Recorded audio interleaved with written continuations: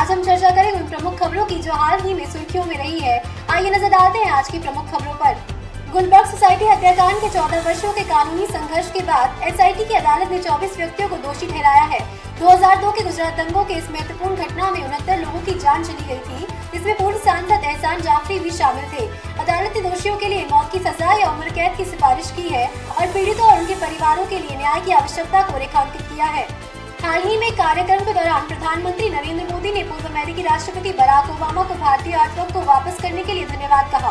मोदी ने सांस्कृतिक धरोहर को सुरक्षित रखने और अंतर्राष्ट्रीय सहयोग को बढ़ावा देने पर जोर दिया है और भारत की सांस्कृतिक पहचान को पुनः प्राप्त करने की प्रतिबद्धता को रेखांकित किया है।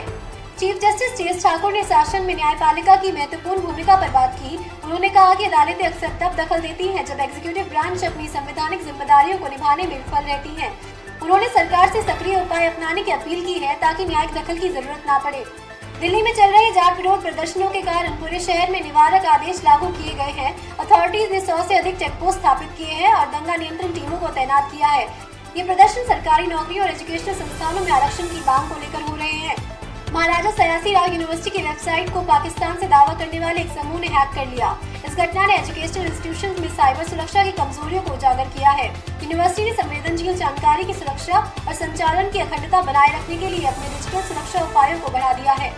कर्नाटक के एक प्रमुख साधु ने राज्य सरकार पर अनुसूचित जातियों और जनजातियों के लिए आवंटित कल्याण निधि के दुरुपयोग का आरोप लगाया है। इस आरोप ने कल्याण कार्यक्रमों की पारदर्शिता और जवाबदेही पर बहस छेड़ दी है और इन फंड्स के लिए वित्तीय प्रबंधन की जांच की मांग की है। गुड़गांव में भारी बारिश के कारण गंभीर जलभराव हुआ है, जिससे दैनिक जीवन प्रभावित हुआ है और ट्रैफिक जाम की स्थिति पैदा हो गई है। आपातकालीन सेवाएं प्रभावित निवासियों की सहायता के लिए सक्रिय की गई है, जो मानसून के मौसम के दौरान बाढ़ की संवेदनशीलता को उजागर करती है। तमिलनाडु में शराब ट्रेजेडी में मृतकों की संख्या बढ़कर 52 हो गई है और कई लोग अस्पताल में भर्ती हैं। हाईकोर्ट ने राज्य सरकार के अवैध शराब व्यापार के खिलाफ प्रभावी कार्रवाई में विफलता की आलोचना की है और भविष्य में ऐसी ट्रेजेडीज से बचने के लिए जवाबदेही और रोकथाम के उपायों की मांग की है। राजस्थान के चुरू में तापमान 48.5 डिग्री सेल्सियस तक पहुँच गया है, जो भारत के सबसे गर्म स्थानों में से एक है। इसके विपरीत दिल्ली में हल्की बारिश हुई है, जो भयानक गर्मी से कुछ राहत प्रदान करती है, लेकिन चरम मौसम के प्रभावों के बारे में चिंताओं को बढ़ाती है। इटारसी में डीजल लोको शेड ने एक ऑयल लीक फ्री लोकोमोटिव विकसित की है, जिसका उद्देश्य कार्बन उत्सर्जन को कम करना है और रेल परिवहन में एनर्जी एफिशिएंसी को बढ़ाना है। यह पहल भारतीय रेलवे की स्थिरता और पर्यावरण संरक्षण के प्रति समर्पण का हिस्सा है। पाकिस्तान ने 18 गुजराती मछुआरों को रिहा किया है, जो इस वर्ष भारतीय मछुआरों की तीसरी खेप है। यह कदम द्विपक्षीय संबंधों में सुधार और समुद्री विवादों में समाधान की दिशा में एक महत्वपूर्ण कदम माना जा रहा है। लेफ्टिनेंट गवर्नर किरण बेदी के आधिकारिक वाहनों में सायरन के उपयोग पर बैन लगाने के नियंत्रण को पुडुचेरी के नए मुख्यमंत्री का समर्थन मिला है। यह कदम अधिक अनुशासित और व्यवस्थित शासन को बढ़ावा देने के लिए है, जिससे आधिकारिक विशेष अधिकार के दुरुपयोग को कम किया जा सके। मुख्यमंत्री हरीश रावत से सीबीआई द्वारा पूछताछ की जाएगी। रावत ने सार्वजनिक रूप से जांच में सहयोग करने की इच्छा जताई है और शासन में पारदर्शिता और जवाबदेही पर जोर दिया है। मथुरा में खालीकरण प्रयास के दौरान हुई हिंसक झड़पों के बाद जिला मजिस्ट्रेट और वरिष्ठ पुलिस सुपरिटेंडेंट का ट्रांसफर कर दिया गया है। यह कदम सरकार की अशांति पर प्रतिक्रिया और कानून और व्यवस्था बनाए रखने की प्रतिबद्धता को दर्शाता है। मुख्यमंत्री अरविंद केजरीवाल ने दिल्ली में बढ़ते अपराध दर पर चिंता व्यक्त की है और केंद्र सरकार की सुरक्षा सुनिश्चित करने में विफलता की आलोचना की है।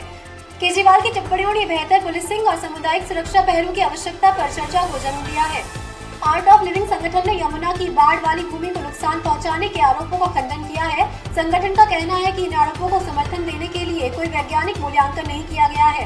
रिपोर्ट्स के अनुसार तुंगभद्रा डैम के एक गेट को बहा दिया गया है, जिससे स्थानीय निवासियों को संभावित बाढ़ के बारे में चेतावनी जारी की गई है। अथॉरिटी स्थिति की निगरानी कर रही है ताकि जनता की सुरक्षा सुनिश्चित की जा सके और डैम की स्ट्रक्चरल अखंडता से जुड़ी किसी भी जोखिम को कम किया जा सके। रिटायर्ड आईपीएस अधिकारी के विजय कुमार एक किताब पर काम कर रहे हैं, जो कुख्यात डाकू वीरप्पन के साथ उनके अनुभवों का विवरण देती है। ये किताब कानून प्रवर्तन द्वारा संगठित अपराध से निपटने की चुनौतियों और इन जैसे खतरनाक व्यक्तियों के साथ काम करने की जटिलताओं को प्रकाश डालती है।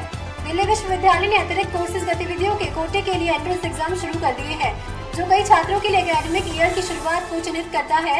यह प्रक्रिया उन छात्रों के लिए महत्वपूर्ण है जो अपने प्रोफाइल को अतिरिक्त कोर्सेज की उपलब्धियों के माध्यम से स्ट्रॉन्ग करना चाहते हैं।